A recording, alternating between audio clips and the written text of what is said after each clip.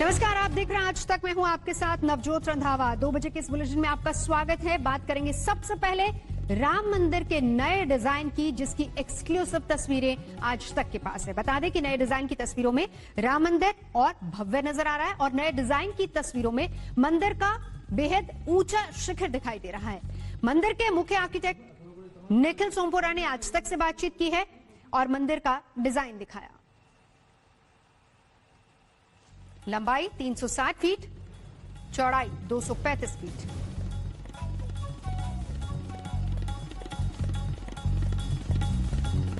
तो तस्वीरें, ये एक्सक्लूसिव तस्वीरें आज तक पर हम आपको दिखा रहे हैं। राम मंदिर का सबसे पहला लुक और यही डिजाइन है जो कि फाइनल किया गया है।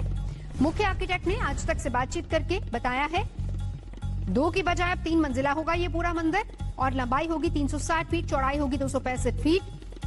किस तरीके से 5 गुंबद यहां पर बनाया जाएगा। हालांकि पहले 3 की बात आ रही थी, फिर 5 की बात की गई। जमीनी तल पर मंदिर और पहले तल पर होगा दरबार। निखिल भाई, ये बताइए क्या क्या मंदिर में बदलाव हुए हैं। मंदिर में बदलाव ये हुआ है गोपी बहन, पहले जो हमारा मंदिर था, पहले एक ही मंडप यहाँ तक, मैं आपको ऐसे प्लान में दिखा हूँ तो मंदिर यहाँ तक ही था। यहाँ से प्रवेश चौकी थी, ये नृत्य मंडप था, ये अंतराल था, आगे गुड़ मंडप हो गया और ये गर्भगृह और आगे परिक्रमा, यहाँ तक मंदिर था।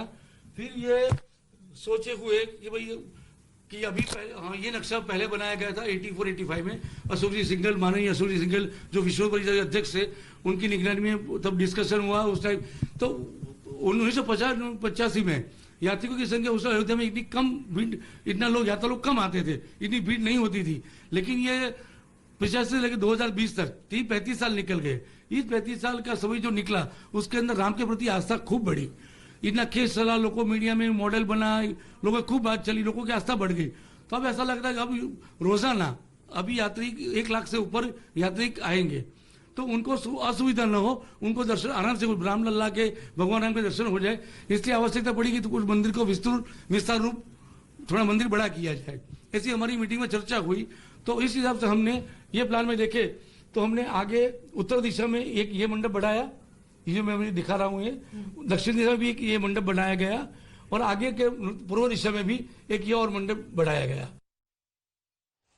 तो निखिल सोमपुरा, जिनसे हमारी सहयोगी गोपी बातचीत कर रही थी, एक्सक्लूसिव बातचीत, और ये एक्सक्लूसिव डिजाइन सिर्फ और सिर्फ आज तक पर सबसे पहले हम आपको दिखा रहे हैं। देखिए किस तरीके से राम मंदिर और भव्य राम मंदिर बनेगा। 5 शिखर इसमें होंगे और जहां पर रामलला विराजेंगे, वो तस्वीरें भी लगातार हम आपको दिखा रहे हैं।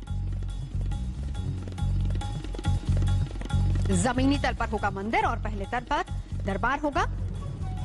राम मंदिर के डिजाइन की एक्सक्लूसिव तस्वीरें आज तक आपके लिए लेकर आया है। सबसे पहला लुक और ये फाइनल डिजाइन है और हमने आर्किटेक्ट से भी बात की है, जिन्होंने समझाया कि किस तरीके से बदलाव किया गया और क्या जरूरत पड़ी बदलाव करने की।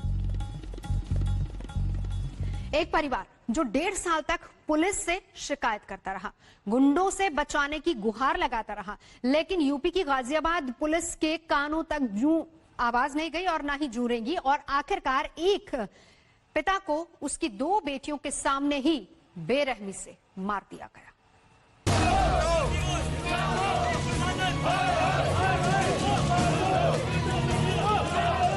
आदमी तड़प तो मर गया, मैं तड़प रही, उसके पीछे बच्चे छोटे छोटे हैं। बुलाना अधिकारियों को, फैसला चाहिए, फैसला। जब तक हम गए बहुत देर हो चुकी थी सर, हम तो इंसाफ चाहते हैं। सोचो जिस बाप के सामने बेटी को रखा है, वो गोली चलाई हो तो बेटियों पे क्या गुजरी होगी वो। 8 साल की ये मासूम बच्ची गाजियाबाद में गुनाह की गवाही दे रही है। इसके सामने ही पिता को बदमाशों ने गोली मार दी। पूरी भीड़ लगा रही थी, पूरा सर्कल बना लिया, एकदम घेर लिया था, पूरा घेर लिया था पापा को, पूरा घेर लिया था। कई सारे बदमाश थे। अच्छा, आसपास और भी लोग होंगे, कोई बचाने नहीं आया? कोई नहीं आया, बस एक अंकल आए थे, कह रहे थे विक्रम उठ, विक्रम उठ। फिर पापा नहीं उठे, फिर हॉस्पिटल ले गए थे, कोई नहीं आया। पिता विक्रम जोशी जमीन पर घायल तड़पते रहे। बेटियां मदद के लिए चीखती रहीं।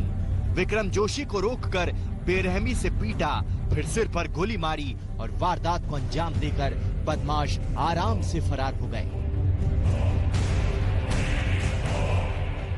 रूह को छलनी कर देने वाली इस वारदात को इस छोटी बच्ची ने अपनी आंखों से देखा।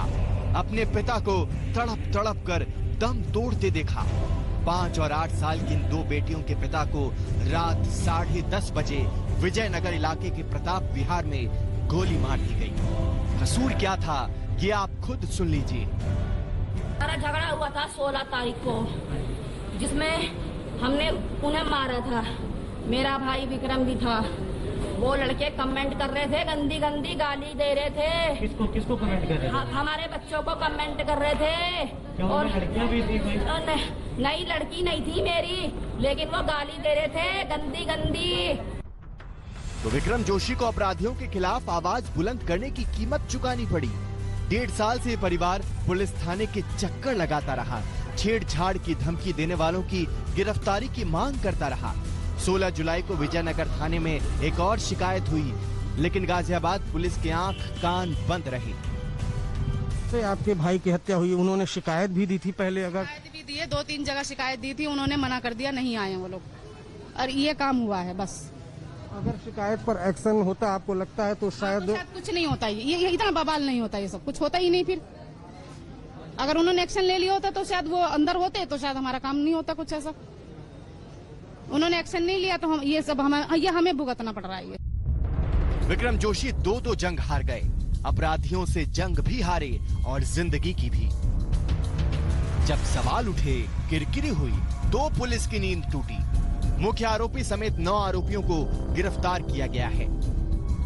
तो गिरफ्तारी की कार्रवाइयों में इन सब के बयान से जो शेष यदि किसी का नाम और प्रकाश में आता है तो उसको भी गिरफ्तार किया जाएगा। साख बचाने में लगी गाजियाबाद पुलिस ने चौकी इंचार्ज को भी निलंबित कर दिया है। लेकिन अब कानून का डंडा लहराने से क्या होने वाला है? यूपी पुलिस की साख पर तो गहरे दाग लग चुके हैं। गाजियाबाद से मयंक गौड़ के साथ हिमांशु मिश्रा, आज तक। और अब इस मामले को लेकर सियासत भी शुरू हो गई, क्योंकि विपक्ष योगी सरकार को घेर रहा है। राहुल गांधी ने ट्वीट किया है, लिखा है वायदा राम राज्य का था और दे दिया गुंडा राज। ममता बनर्जी ने भी ट्वीट किया है, लिखा है देश में भय का माहौल है, शिकायत करने पर पत्रकार को गोली मार दी।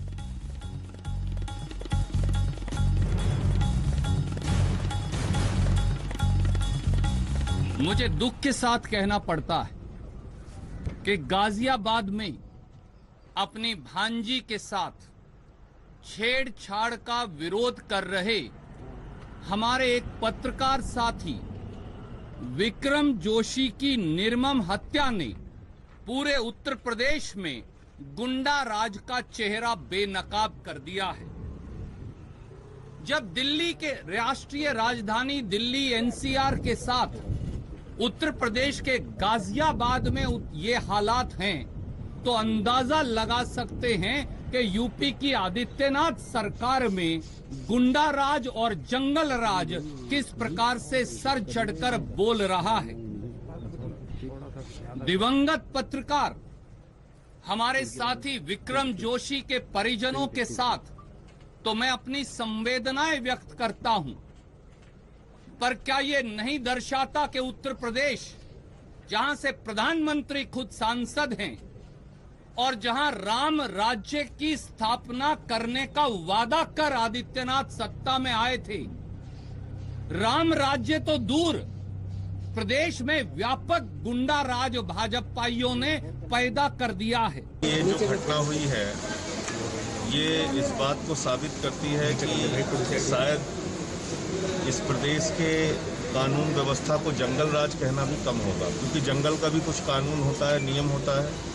यहाँ किसी को कभी भी कोई मार सकता है, कभी किसी के ऊपर गोली चला सकता है, और जिस तरीके से ये गोली चलाई गई है पत्रकार के ऊपर, मैं चाहता हूँ कि इसकी एक उच्च स्तरीय जाँच हो। और 2 अभियुक्तों की अभी तक गिरफ्तारी हुई है ऐसा बताया जा रहा है, जबकि उसमें बहुत सारे और अभियुक्त हैं जिनको अभी तक न गिरफ्तार किया गया है, न कोई कार्रवाई की गई है।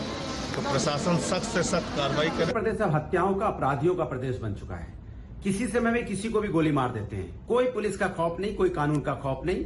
सरकार रामराज की बात करती है, रामराज की जगह यहाँ पे अब रावण राज चल रहा है। छेड़खानी रोकने पे अगर उसने अपनी भाजी के साथ हो रही छेड़खानी को रोका तो उसको गोली मार दी। मतलब गोली मारना तो ऐसा हो गया जैसे जेब में हजमोला लेके चल रहे हैं, जो मिल रहा है उसको आस्ते से टाई से दे रहे हैं। कमाल है उत्तर प्रदेश की कानून व्यवस्था, उत्तर प्रदेश की पुलिस। इसके मतलब उत्तर प्रदेश की पुलिस का कोई खौफ नहीं है। यहाँ पे अपराधी सरेआम घूम रहे हैं, कभी भी किसी को गोली मार सकते। आगे बढ़ते हैं। विकास दुबे एनकाउंटर मामले को लेकर सुप्रीम कोर्ट ने सख्त टिप्पणी की है। सुप्रीम कोर्ट ने पूछा है कि इसे यूपी सरकार एनकाउंटर कैसे बता सकती है। यूपी सरकार कैसे कह सकती है कि विकास दुबे मारा गया। संजय शर्मा इस वक्त हमारे सहयोगी हमारे साथ जुड़ चुके हैं। संजय, क्या कहना था कोर्ट का इस मामले में? कोर्ट ने इस मामले में 3 सदस्यीय आयोग को मंजूरी दे दी है, जिसकी अगुवाई पूर्व जस्टिस, सुप्रीम कोर्ट के पूर्व justice, retired justice BS Chauhan करेंगे। बीएस चौहान लॉ कमीशन के चेयरमैन भी रह चुके हैं। इसके अलावा एएल गुप्ता, जो पहले डीजीपी रह चुके हैं उत्तर प्रदेश पुलिस के, वो इसमें सदस्य होंगे। और साथ ही कोर्ट ने यह भी साफ कर दिया है कि आयोग का जो सचिवालय होगा उसमें सचिव और बाकी अन्य स्टाफ के लिए केंद्र सरकार खर्च देगा, केंद्र सरकार उसकी जिम्मेदारी लेगा, ना कि यूपी सरकार। 2 महीने में रिपोर्ट आनी है। 1 हफ्ते में आयोग का गठन करके अधिसूचना जारी कर दी जाए और हफ्ते भर के अंदर आयोग जांच का काम शुरू कर दे। कोर्ट ने यह भी कहा है कि सभी पहलुओं से जांच की जाएगी। लेकिन सबसे बड़ी बात यह है कि अभी थोड़ी देर पहले आज तक के जरिए हम बात कर रहे थे यूपी में पुलिस व्यवस्था के वर्तमान की, और ये भविष्य से जुड़ी हुई बात है। जांच तो हो जाती है, आयोग बन जाते हैं, रिपोर्ट आ जाती है, लेकिन जो चीज सत्ता बदल जाती है, समीकरण नहीं बदलते अपराधियों और राजनेताओं और शासन और प्रशासन के साथ अपराधियों और माफियाओं के। वही चीज तब से लेकर अब तक 1990 से लेकर अगर हम देखें तो अभी तक विकास दुबे को कौन लोग बचाते रहे? ये सत्ता में बैठे लोग बचाते रहे, प्रशासन के लोग बचाते रहे, पुलिस वाले मुकरते रहे, जो देखा हुआ है उससे मुकरते रहे। तो जब तक ये सारी चीजें रहेंगी, रामराज का दावा कैसे किया जा सकता है? और अब उम्मीद की जाती है कि 2 महीने में आयोग रिपोर्ट देगा और उस रिपोर्ट पर ईमानदारी से कार्रवाई हो, तभी शायद इन सारी चीजों को दुरुस्त किया जा सकता है। संजय, शुक्रिया आपका इस पूरी जानकारी के लिए। आगे बढ़ेंगे, कोरोना की बात करते हैं, क्योंकि उत्तर प्रदेश में कोरोना संक्रमण लगातार बढ़ रहा है, लेकिन फिर भी नेता इस पर सियासत से बाज नहीं आ रहे। संभल से समाजवादी पार्टी के doctor Shafiqur Rahman work in मुश्किल हालात में भी बकरीद पर मस्जिदों में नमाज की मांग कर रहे हैं, और इसी पर बीजेपी सांसद संगीत सोम ने उन्हें जेल भेजने तक की धमकी दे डाली है। हाँ, ये है कि इसका भाई जिस तरीके से भी जैसे भी बहरहाल कोशिश इस बात की जाएगी कि भाई फासला भी रहे, आपस में फासले से लोग नमाज पढ़ने खड़े हों और आपस में मिले नहीं। ये हमारी भी ख्वाहिश है, और मुंह में उनके मास्क भी लगा हुआ हो। तो ये सारी चीजें जो जरूरी है वो तो हम उनका पालन करना भी चाहते हैं, कराएंगे भी अगर ऐसा हुआ तो, और नहीं हुआ तो उसका कोई सवाल नहीं, तो अपने घर ही पढ़ेंगे। हमने ईद उल फित्र की नमाज भी घर ही पढ़ी, हम तो कहीं न गए पढ़ने नहीं, और मैं तो ये बैठा हूँ, आज तक कभी मस्जिद में नमाज पढ़ने नहीं गया हूँ। ये कोई समाजवादी और बसपा की सरकार नहीं है, भारतीय जनता पार्टी की सरकार है। कानून के दायरे में रहना पड़ेगा, और कानून के दायरे में नहीं रहेगा तो ईद जेल में बनेगी, जैसे आजम खान की जेल में बनी, उनकी भी जेल में बनेगी। उन्हें इस बात को ध्यान रखना चाहिए। सर, उन्होंने ये भी कहा कि मुसलमानों का बड़ा त्योहार है बकरीद, और जानवर खरीद के लाते रहे, लेकिन अब बाजार नहीं लग रहे हैं। तो ये किसने कह दिया है कि बकरीद पे बकरा काटेंगे? अरे साग आलू बना के भी त्योहार मनाया जा सकता है। इस कोरोना काल के संकट में जानवरों का काटना वैसे भी गलत है, और जानवरों का मीट खाना गलत है। साग आलू खा के त्योहार बनाना चाहिए। और सर, उन्होंने ये कहा कि जब तक नमाज नहीं पढ़ी जाएगी, मस्जिदों में मुसलमान नहीं जाएगा, तब तक कोरोना को नहीं भगाया जा सकता। इस तरह की पाबंदी लगाना ठीक नहीं है। तो सबसे पहले पाकिस्तान में भगा दें, वहां तो मंदिर ही नहीं बनने दे रहे हैं, तो वहां मस्जिद है, वहां क्यों नहीं कोरोना भाग रहा है? हिंदुस्तान कानून के हिसाब से चलता है, और कानून आज लॉ यही कहता है कि कोरोना काल में जो सरकार ने नियम बनाए हैं वो मानने चाहिए, और मानने पड़ेंगे। और मैं फिर एक बार कह रहा हूं कि मिस्टर रहमान को यह ध्यान रखना चाहिए कि उनकी खाला की सरकार नहीं, भारतीय जनता पार्टी की सरकार है, नियम कायदे कानून से ही चलेगी। और इसी पर योगी सरकार में अल्पसंख्यक मंत्री मोहसिन रजा कहते हैं कि नमाज पढ़ने पर पाबंदी नहीं, बल्कि भीड़ जुटने पर पाबंदी है। बकरीद आने वाली है, और समाजवादी पार्टी के सांसद शफीकुर रहमान वर्क ने एक बार फिर ये मांग उठाई है कि इस ईद के पहले मस्जिदें खोल दी जाएं, साथ साथ कुर्बानी के लिए भी उन्हें अनुमति दी जाए। हमारे साथ इस वक्त मोहसिन रजा हैं, जो कि अल्पसंख्यक मामलों के मंत्री हैं। मोहसिन जी, समाजवादी पार्टी के सांसद हैं, उन्होंने कहा है कि मस्जिदें खोली जाएं, और जितने लोग जैसे पहले नमाज होती थी वैसे हो, क्योंकि 5 लोगों की ही इजाजत है अभी तक। मुझे लगता है कि वो एक बहुत सीनियर सांसद हैं शफीकुर रहमान बर्क साहब, और उन्हें इस वक्त कोरोना जैसी महामारी के दौरान इस तरह का बयान, गैर जिम्मेदाराना बयान नहीं देना चाहिए, क्योंकि इस वक्त जरूरत है कुर्बानी, बकरे की कुर्बानी से ज्यादा जरूरी है इंसानी जानों को बचाना। मुझे लगता है इस पर उन्हें अपील करना चाहिए थी कि हम सब लोग इस वक्त जिस तरह से पूरी दुनिया कोरोना के आगे घुटने टेक रही है, वहीं हमारे हिंदुस्तान में लोग कोरोना से कितना परेशान हैं और उनके लिए क्या सरकार इंतजाम कर रही है। हमारी जरूरत इस बात की है कि हम सब मिलकर उनकी जानें बचाने, इंसानी जानें बचाना ज्यादा जरूरी है बनिस्बत ऐसे वक्त में कुर्बानी, क्योंकि ये कुर्बानी अल्लाह को ज्यादा पसंद आएगी जो हम इंसानों के लिए करेंगे। बकरा काट देना, अगर इस साल इस तरह की महामारी के दौरान कोई परेशानी है, और जो बात उन्होंने नमाज की बात कही है, तो मुझे लगता है पता नहीं क्यों इस तरह के अनर्गल बयान दे रहे हैं लोग, या देवबंद से भी अभी एक लेटर आया, नहीं देना चाहिए। नमाज पर पाबंदी नहीं है, भीड़ पर पाबंदी है, लोगों की जान बचाने के लिए, कि ताकि एक दूसरे में ट्रांसफर ना हो कोरोना, इसको लेकर आपको जान बचाना है। इस्लाम भी यही कहता है, दीन भी यही कहता है, हर मजहब यही कहता है, और उसी को लेकर सरकार काम कर रही है। लेकिन कुछ लोग हैं जो अपनी सियासत के चक्कर में ये भूल जाते हैं कि हम इंसानियत को भूल रहे हैं। इंसानियत के लिए काम करना जरूरी है, क्योंकि जब कोई जनप्रतिनिधि होता है, हमें सबको लेकर चलना होता है, सबको देखना होता है, सर्व धर्म के लोगों को देखना होता है। और भी फंक्शंस और प्रोग्राम बंद हैं पूरे उत्तर प्रदेश में, देश के अंदर, तो कम से कम उन्हें इस वक्त इस तरह के बयान से बचना चाहिए। और अगर देना ही है तो कुर्बानी वो पैसा गरीबों की मदद के लिए लगा देना।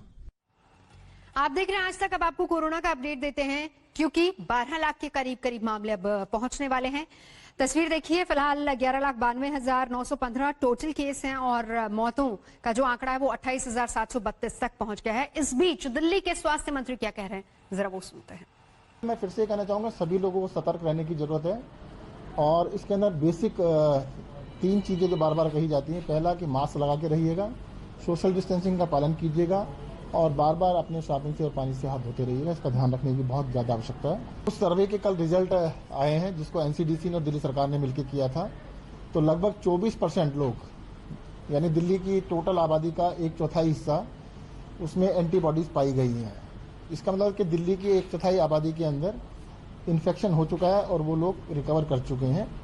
उसमें से ज़्यादातर लोगों को नहीं पता था कि उनको इन्फेक्शन हुआ है। जो सर्वे किया जा रहा है ना, इस सर्वे को बिल्कुल प्रॉपर सर्वे के हिसाब से किया जा रहा है। हर इलाके में किया जा रहा है, कंटेनमेंट जोन में भी है, कंटेनमेंट जोन से बाहर भी है, यंग भी हैं, बुजुर्ग भी हैं, महिलाएं भी हैं, पुरुष में, ताकि representative sample of the society रहे, पूरी सोसाइटी को रिप्रेजेंटेटिव सैंपल रहे, उसके हिसाब से किया जाता है। लगभग 21,000 लोगों का सैंपल लिया गया। फिलहाल यहाँ रुकेंगे एक ब्रेक के लिए। आज तक पर खबरों का सिलसिला लगातार जारी है, देखते रहिए आज तक।